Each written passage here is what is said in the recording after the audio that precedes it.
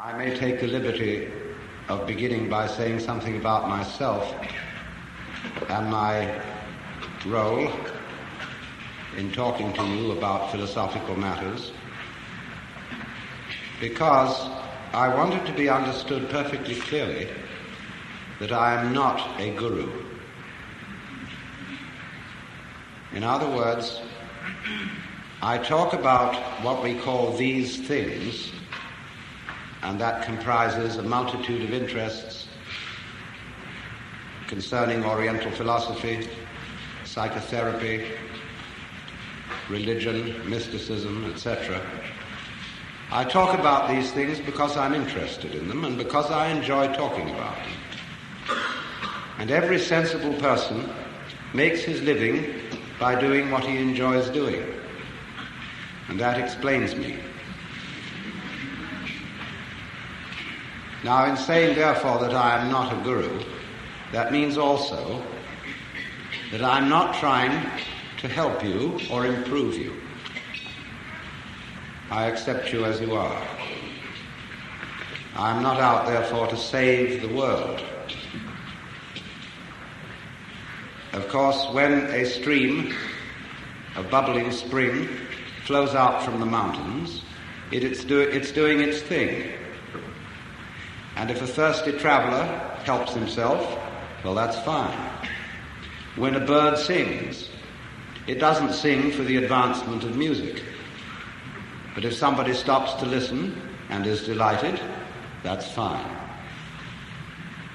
And so I talk in the same spirit.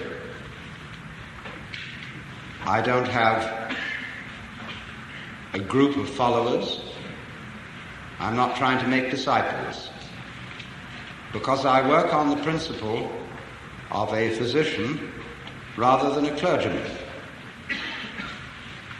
A physician is always trying to get rid of his patients and send them away healthy to stand on their own feet, whereas a clergyman is trying to get them as members of a religious organization so that they will continue to pay their pledges, pay off the mortgage on an expensive building, and generally belong to the church, boost its membership, and thereby prove by sheer weight of numbers the veracity of its tenets.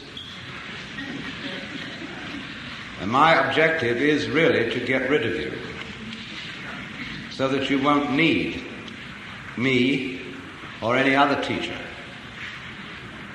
I'm afraid some of my colleagues would not approve of that attitude, because it is widely believed and said that in order to advance in the spiritual life, whatever that is, it is essential that you have a guru, and that you accord to that guru perfect obedience.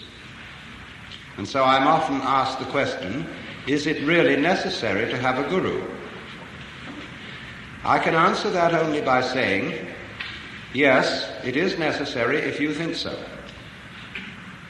In the same spirit as it is said that anybody who goes to a psychiatrist ought to have his head examined. Of course, there is more in that saying than meets the ear. Because if you really are sincerely concerned with yourself and are in such confusion that you feel you have to go to a psychiatrist to talk over your state, then of course you need to go. Likewise, if you are in need of someone to tell you what to do to practice meditation or to attain a state of liberation, nirvana, moksha, or whatever it may be called, and you feel that necessity very strongly, then you must do it, because as the poet William Blake said, the fool who persists in his folly will become wise. However, I do want to point this out. What is the source of a guru's authority? He can tell you that he can speak from experience, that he has experienced states of consciousness which have made him profoundly blissful, or understanding, or compassionate, or whatever it may be. And you have his word for it. And you have the word of other people who likewise agree with him. But each one of them, and you in turn, agree with him out of your own opinion. and by your own judgment. And so it is you that are the source of the teacher's authority. And that is true whether he speaks as an individual or whether he speaks as the representative of a tradition or a church. You may say that you take the Bible as your authority, or the Roman Catholic Church. And the Roman Catholic following very often says that the individual mystical experience is not to be trusted because of its liability to be interpreted in a whimsical and purely personal way, and that it has to be guarded against excesses by the substantial and objective traditions of the Church. But those traditions are held to be substantial and objective only because those who follow believe it to be so. They say so. And if you follow it, you say so. So the question comes back to you. Why do you believe? Why do you form this opinion? Upon what basis does all this rest? Well, of course, almost everybody is looking for help. Unless, when I was younger, so much younger than today, I never needed anybody's help in any way.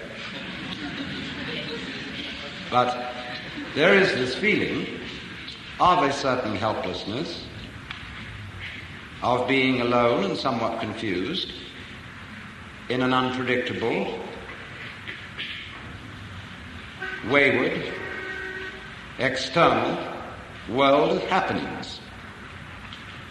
And this world of happenings includes an enormous amount of suffering, tragedy, and we wonder why we're here, how we got here, and in short, what to do about the capital P problem of capital L life, to which should be added death, because it seems to be certain that we're all going to die, and that death may be a painful process, that those we love are going to die, and so what about it? Is there any way in which we can become masters of the situation? Well, there are all sorts of ways of trying to escape from the human predicament of being a lonely, isolated consciousness in the midst of this enormous and wayward not-self. We can, of course, try to beat the game on a material basis by becoming very wealthy or very powerful. We may resort to all kinds of technology to get rid of our sufferings, hunger, pain, sickness, and so forth. But it will be noticed that as we succeed in these enterprises, we're not satisfied. In other words, if you feel at this moment that an increase in income would solve your problems, and you got an increase in income, this would give you a pleasant feeling for a few weeks. But then, as you well know, if that's ever happened to you, the feeling wears off. And you may stop worrying about paying your debts and start worrying about whether you will get sick. There is always something to worry about. And if you're very rich indeed, you've still got the anxiety about sickness and death, and also anxieties about revolution, and about whether the Internal Revenue Service will take it all away from you, or catch you for cheating on your taxes, or put you in prison for no good reason. There is always this worry. And so you realize that the problem of life does not really consist in your external circumstances, because you worry whatever they are. The problem consists in rather in what you call your mind. Could you, by some method, control your mind so that you won't worry? And how on earth would you do that? Well, there are those people who tell you that the best answer is to think positive thoughts, to be peaceful, to breathe slowly and hum gently, and get yourself into a peaceful state of mind by repeating affirmations such as all is light, all is God, all is good, or whatever it may be.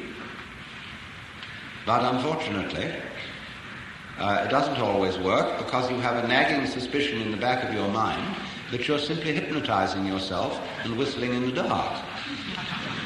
What the Germans call a Hintergedanke, which is a thought concealed way, way back behind your intellect, but it has a gnawing persistence.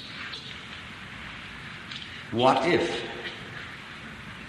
And so you realize that this matter of controlling the mind is no superficial undertaking, because although you may be able to smooth the ruffles of your consciousness, there is beneath that a vast area of unconsciousness which erupts as unpredictably as events in the external world.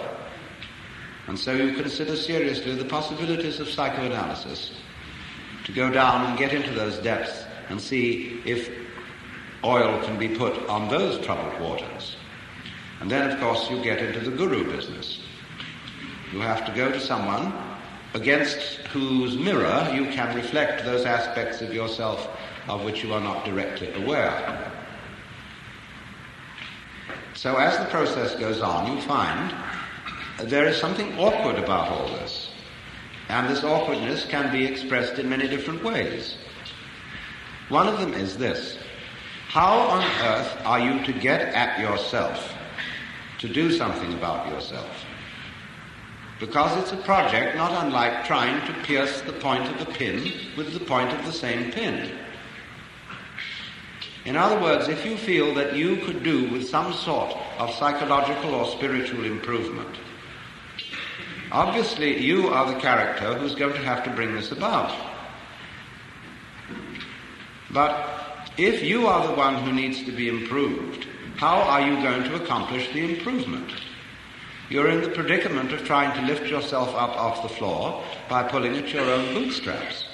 And as you all know, that cannot be done. And if you attempt to do so, you're likely to land with a bang on your fanny and be lower down than you were in the first place. So that problem continually arises, and it has arisen historically in all the great religious traditions. We find it in Christianity, in the debate between St. Augustine and Pelagius. And Pelagius said that if God had given us a commandment to love him and to love our neighbors, he would not have done so unless we could obey it. St. Augustine countered and said, yes, but the commandment was not given in order for it to be obeyed. God never expected that it would be obeyed, because we were incapable of loving anyone but ourselves. The commandment was therefore given to convince us of our sinfulness, from which we could be rescued only by divine grace, that is to say, by the infusion of our souls with a power beyond them. And that was more or less the doctrine for which the Church settled. The puzzle has always been, therefore, how to get grace. Because grace is apparently freely offered to all, but some people seem to get it and some don't. With some the medicine takes, and with others it doesn't. Why? Well, apparently you have the power to resist grace, but if you do, you also have the power not to resist it. We would like, therefore, to know how not to resist it and to be open. And there you see we are back at exactly the same problem with which we began. It's like saying you must relax. Damn you. Let go. Give in. And I know I ought to give in. I know I ought to let go and abandon my will to the divine will. But as St. Paul put it so well, to will is present with me. But how to do that which is good, I find not. For the good that I would, I do not. And the evil that I would not, that I do. In other words, we all come down to a basis in ourselves, which we will call, so first of all, since we are in a Jewish temple, the Yetzer Hara, or the wayward spirit which God is supposed to have put into the soul of Adam, or in my translation, our element of irreducible rascality, where we are all basically scamps. And if you haven't found that, you're very unconscious. I know all sorts of people who are full of outward love, But of course, it always turns up that they need money. And when it comes to money, the virtue flies out of the window. So we do have that element in ourselves. We know it very well. And the question is, therefore, once again, how can it be transformed? But if the transformer is the one who is afflicted, who transforms the transformer? It's the old problem of who guards the guards, who polices the policeman, who governs the government. And it seems perfectly insoluble for that reason alone, that it is a vicious circle. There's a great deal of talk about two selves, the lower self or ego, the higher self called the spirit or the Atman, and the duty of the Atman seems to be to transform the wretched little ego. Well, sometimes it does, but a lot of times it doesn't. So we ask, why doesn't so-and-so's Atman succeed in getting through? Is his ego too strong? If so, who will weaken it? Is his Atman too weak? And if so, why? For surely aren't all Atmans the same? The puzzle remains. So let's take a look at what we're trying to accomplish. We're trying to get better. We are out after that type of experience which we will call the positive, the good, the light, the living, and to get away from the negative, the evil, the dark, and the dead. Unfortunately, however, human experience, human consciousness, knows by contrast. We are equipped with a nervous system where the neurons either fire or don't fire. All that we are aware of is made up of an extremely complicated arrangement of yes and no. And by recording on magnetic tape impulses, there are areas where there is a pulse and there are areas where there is not a pulse. And by so doing, we can tape almost any form of human experience. In other words, we can put colored television on a tape so that it is all reduced to a matter of yes and no. And you will understand, of course, that that is the philosophy of the Chinese Book of Changes, the I Ching, which represents all the situations of life in terms of combinations of the yang, or positive principle, and the yin, or the negative principle. Interestingly enough, a Latin translation of the I Ching was read by the philosopher Leibniz. And from this he invented binary arithmetic, wherein all numbers can be represented by 0 and 1. And that is the number system used by the digital computer, which lies behind all our electronic ingenuity, this great extension of the nervous system, which is based on the same principle. But you see what we are trying to do. We are trying to have yang without yin. We are trying to arrange a life game in which there is winning without losing. Now, how can you arrange such a state of affairs? A game in which everybody wins would end up, as W.S. Gilbert put it, when everybody's somebody, then no one's anybody. If we are all equally happy, it is impossible to know that we are happy, because a certain flatness comes over everything. If we lifted up all valleys and lowered all mountains, we should have the sort of thing they are attempting to do with bulldozers in the Hollywood Hills, to the destruction of the ecology, in ghastly fulfillment of the biblical prophecy that every mountain, every valley should be exalted, and every mountain laid low, and the rough places made plain. And I'm sorry to say it was Isaiah to whom this temple is dedicated, who made that remark. But the same Isaiah also said something that at least Christians do not often quote, which is this following sentence: I am the Lord, and there is none else. I form the light and create the darkness. I make peace and I create evil. I, the Lord, do all these things. In spite of which, everybody is busy trying to be good, not realizing that we would not recognize saints unless there were sinners, or sages unless there were fools. And there is no way out of that dilemma. That is why Buddhism represents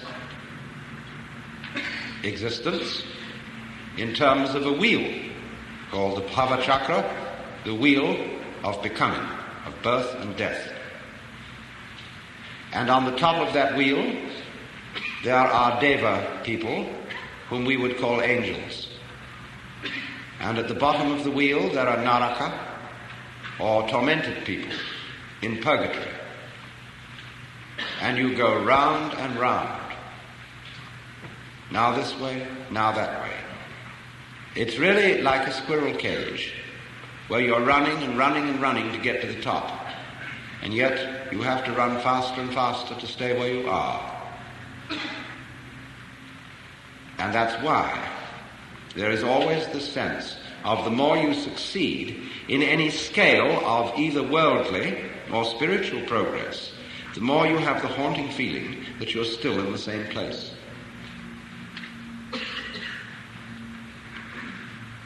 So you think, now there must be some way out of that. Perhaps there's something ambitious and proud and wrong in aspiring to be enlightened or compassionate.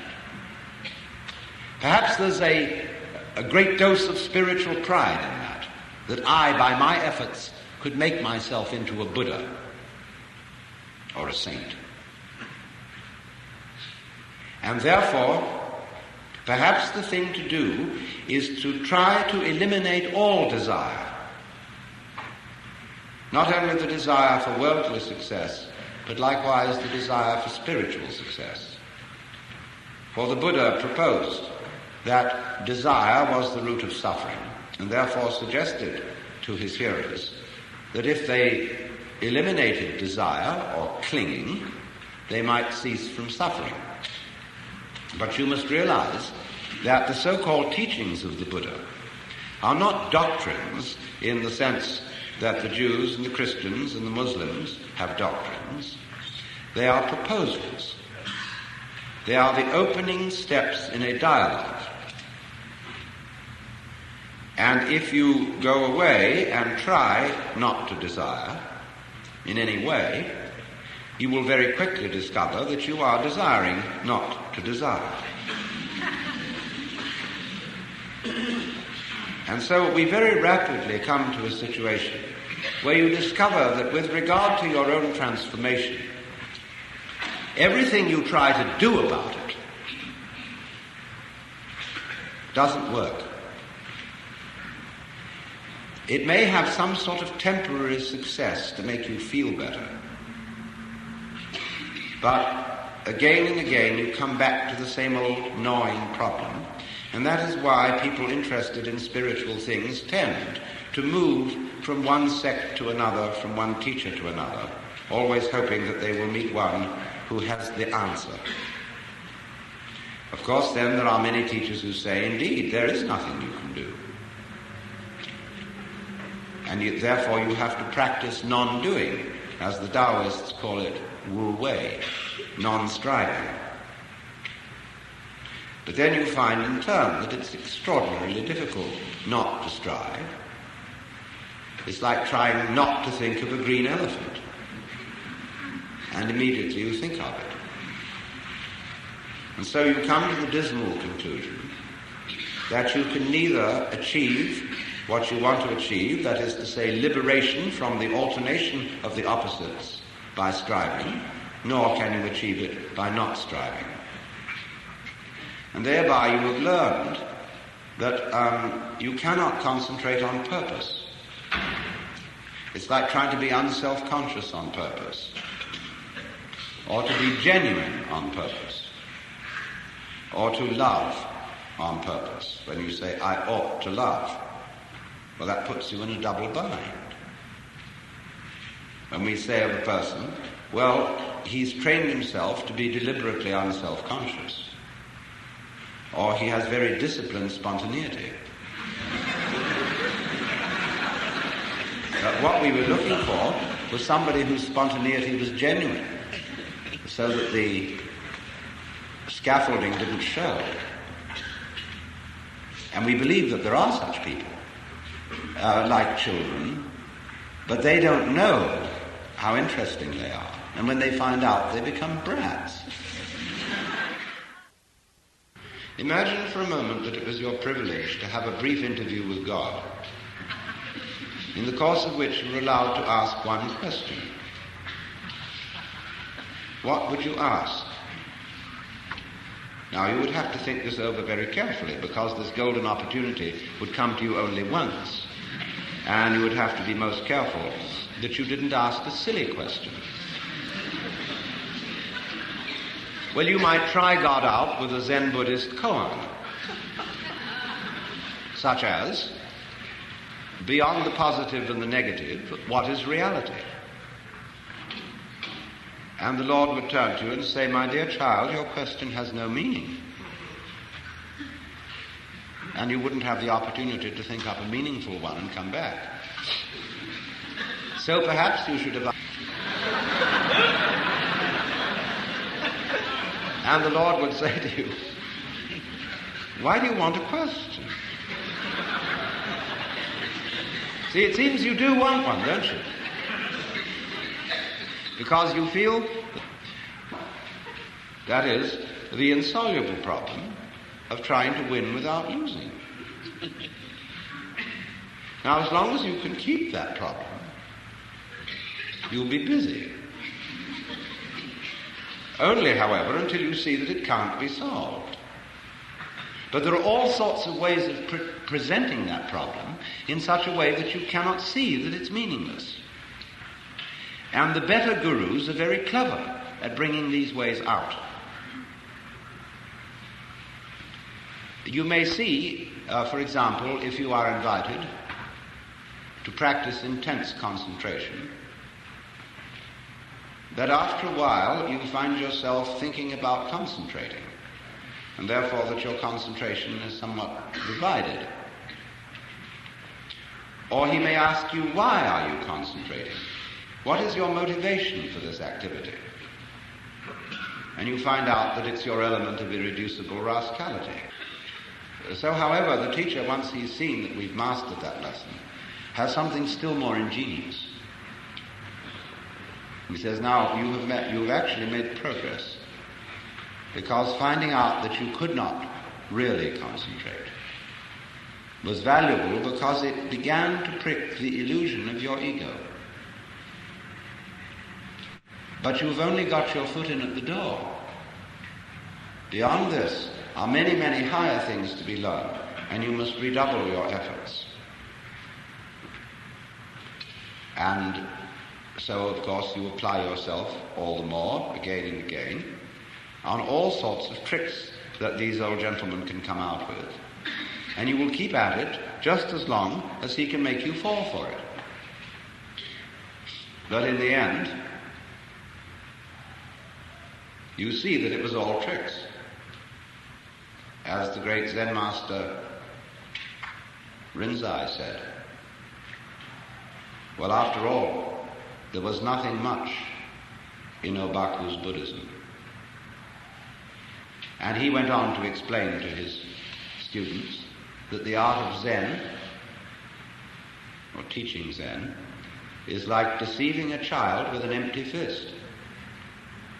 You know how you can intrigue a child by pretending you've got something very precious in your fist. And you can play a game for an hour, provoking the child to ever greater enthusiasm to find out what you've got. And in the end, the revelation is that there was nothing there. So many people say, in the course of their Zen training, I realized there was nothing to realize. It was all there from the beginning. Because you see, standing opposite to the realization that you can't do anything about it, and equivalently that you can't do nothing about it, comes, of course, the awakening that the reason for that is there is no you separate from you. In other words, when you try to control your thoughts or control your feelings, there is no difference between the thoughts and the controller. Because what you call the thinker is simply your thought of yourself. The thinker is a thought among thoughts, and the feeler is a feeling among feelings. And trying to control thoughts with thoughts is like trying to bite your own teeth. So you found that out. Well, then the other side of the picture is, of course, that if you do find that out, you discover that the project of controlling yourself was unnecessary, because you were yourself a Buddha from the very beginning. That's what the Upanishads mean when they say quite simply, Tattvamasi. You're it. You, as you are. Now, how can you conceive that? Supposing you let your imagination go and really think through what you would like to happen. Imagine the most gorgeous state of bliss that you can conceive,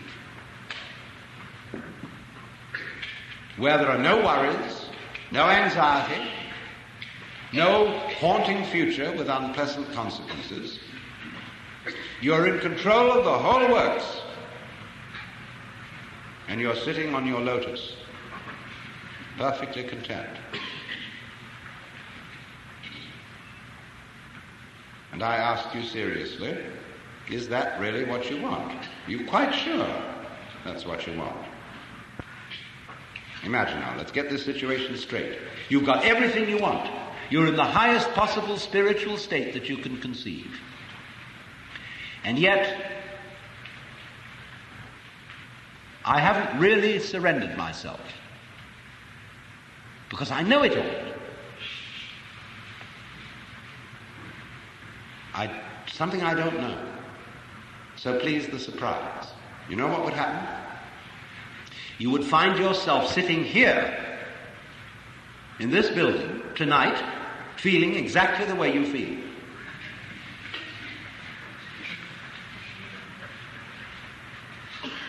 There's your answer. Because after all, don't you have it all? Look. You have the feeling of yourself.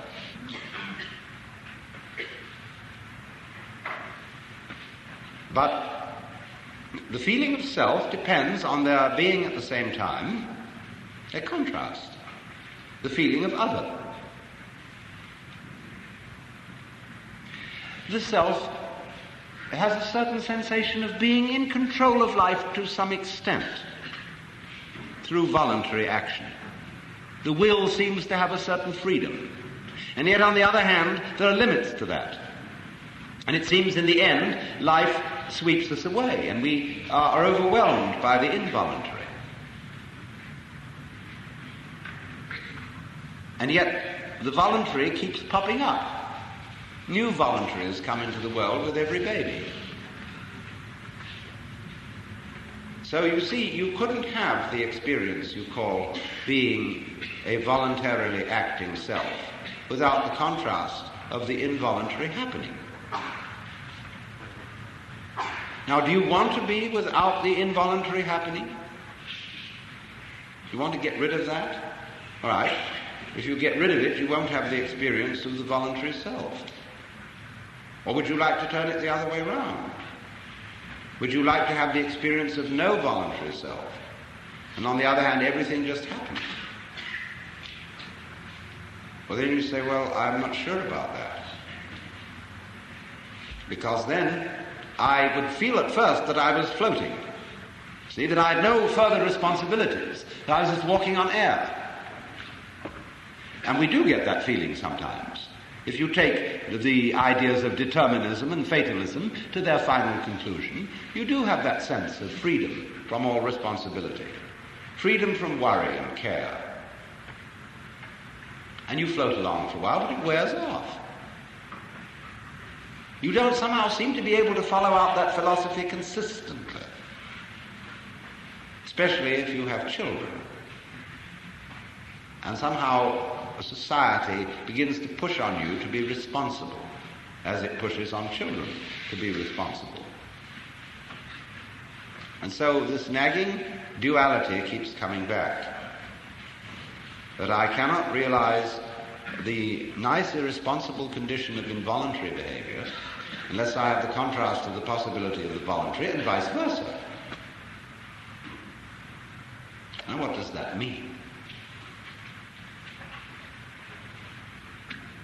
Obviously it means that these two aspects or sides of our experience, which we can call the voluntary and the involuntary, the knower and the known, the subject and the object, the self and the other, although appearing to be two, are indeed one. Because you can't have one without the other. And when that state of affairs arises, you know at once that there's a conspiracy. That two things which look as different can be are for that very reason the same.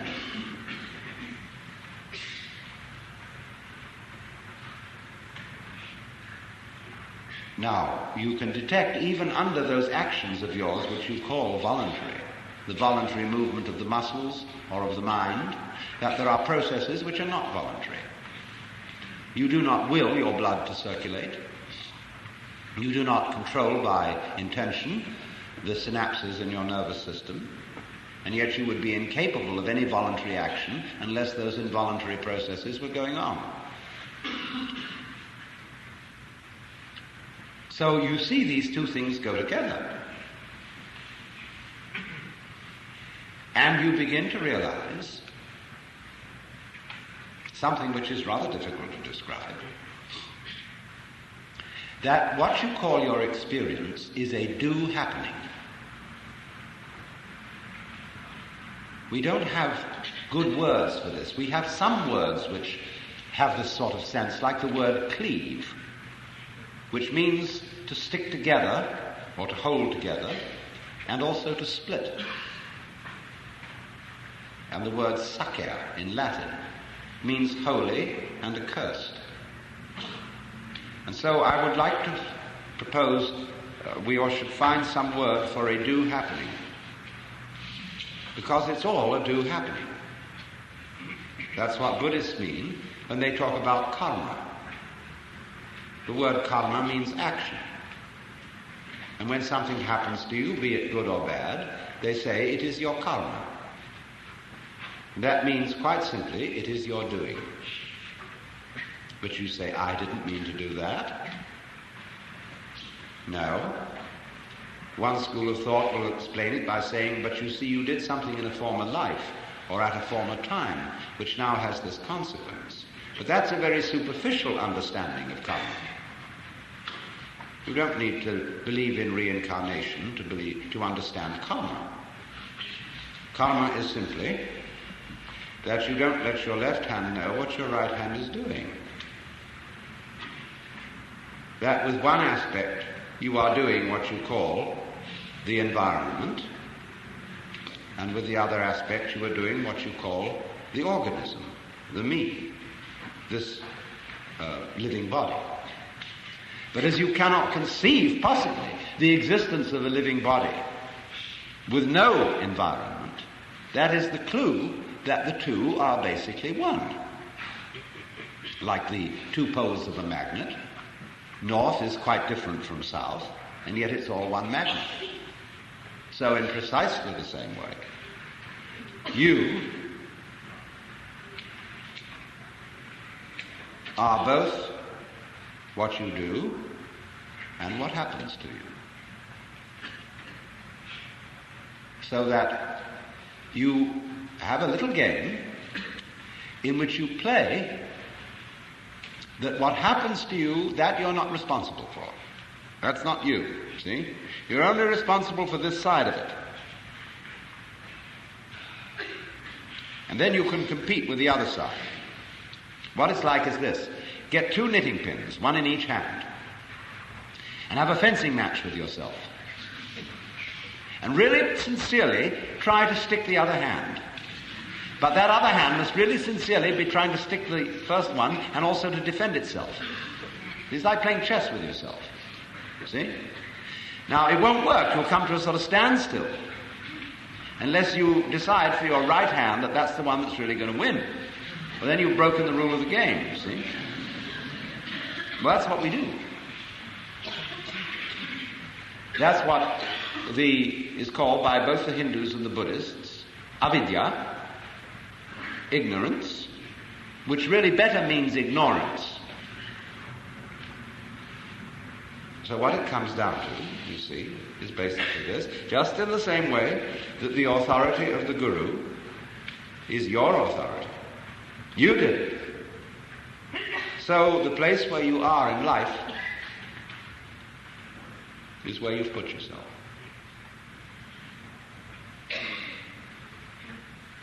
And just as on the surface of a sphere, every point may be regarded as the center of the surface, so every place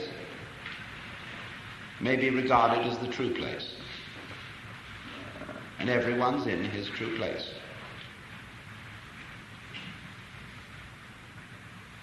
Everybody, in other words, put it in what language you will, is a manifestation of the divine. Playing this game, that game, and the other game. And your not knowing it, if you don't know it, is part of the game. Makes it all the more fun. Get lost, you say to yourself, and lost you get. Like children love to play hide and seek, to get lost. Like we all like to go to a play, see a horror movie, and have the cold shivers because we think the awfuls are going to happen. Something is going to be seen on the screen which we can't stand to see. Ooh, won't that be a thrill if it happens? We all expose ourselves to that, just as children and young people are always exposing themselves to dreadful things. And the parents get absolutely, they get the heebie-jeebies. They think if it isn't getting drunk or driving hot rods, they take drugs. And that may ruin their sanity for life. How horrible can it be? And if they don't take drugs, they'll do something else. Always to see how close to the point of danger you can get. And most people who go in for racing cars usually end up in a crash. And they know it. But the life is all the sweeter for being played dangerously. So I would say to those among you who are the most deadheads, in the sense of unspiritual and square, if there are any here, real stuffy people, congratulations. You see? You're playing a very far-out game. See, you're so lost you don't even know where you started. That's taking a gorgeous risk. Why? Because of you, we might even blow up the planet. How close are we going to get to that one? Well, just in the same way as that car racer watches the needle going up, up, up, up, up, up. There are these people feeling more and more and more righteous, determined that good shall prevail, watching that needle go up. It's getting hotter and hotter and hotter. And finally they go out in a blaze of glory.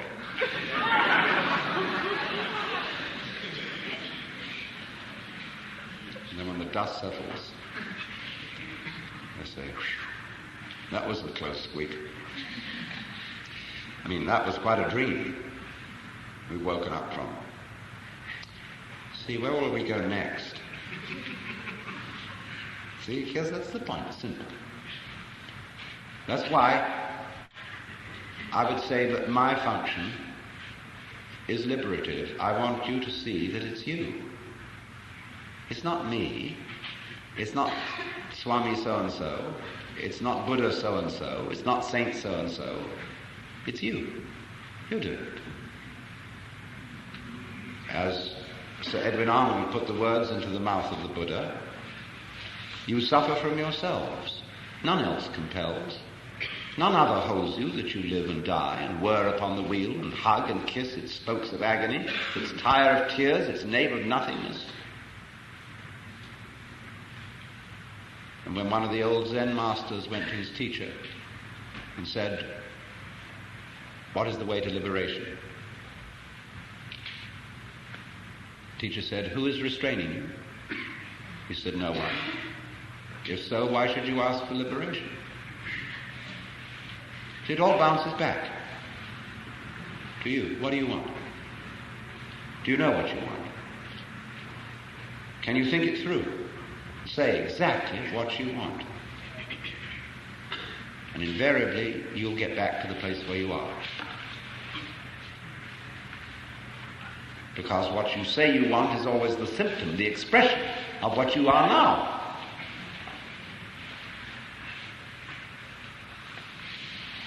If then that is the case, that it's all there because you're doing it, why meditate? Why do anything of a so-called spiritual nature? People don't understand really what meditation is. They take it up like they take up psychotherapy or a course in weight reduction in order to be better. But if you do that, you are not practicing what is called jhana or yoga or Zen. That's not it at all. Meditation is the one human activity which has no purpose. Buddhas, who are supposed to have attained everything, are invariably shown in some sort of meditation posture. Why should they meditate anymore? Because that just happens to be the way that a Buddha sits when he sits. When he sits, he sits. When he walks, he walks. He's not going anywhere. He's just going for a walk. Because he digs it. See, to dig, the very word means not merely to appreciate, but to penetrate. To go to the heart of the matter and to penetrate the moment. To get right to the root of the moment is nowhere else than the center of you, where you are. It's where you start this whole thing. So to get with yourself is to get at the moment where you begin all this questioning. Where does the question come from? Where does the desire spring from? Well, that's you, and that you is the point from which the whole universe is created, flowing back into the past like the wake of a ship. Wake doesn't drive the ship, it's the ship that makes the wake. So here you are, producing it. A meditation is just sitting and watching it happen. And it's not done because it's good for you. It's done for fun. I might even say meditation is a fun thing. And if it isn't, you're not meditating. There's an awful game that meditators play, which is competitive suffering.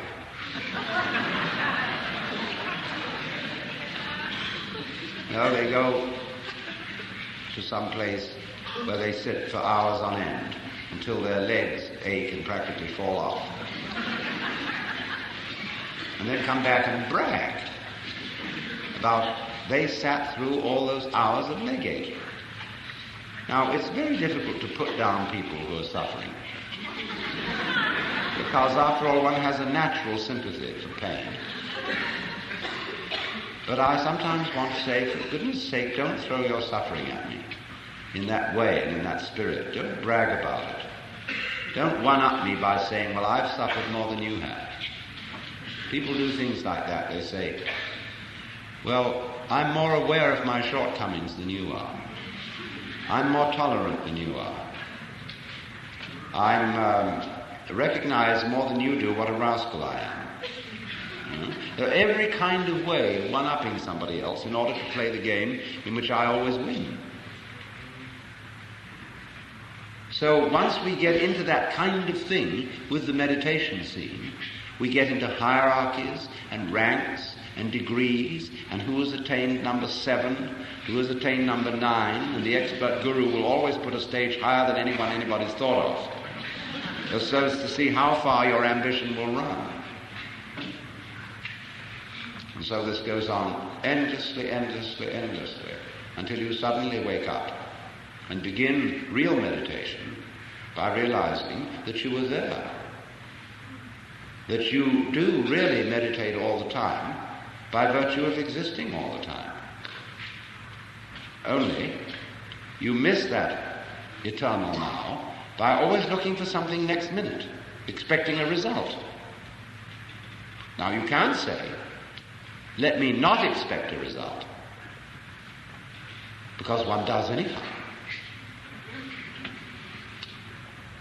And so you may just as well sit and enjoy it.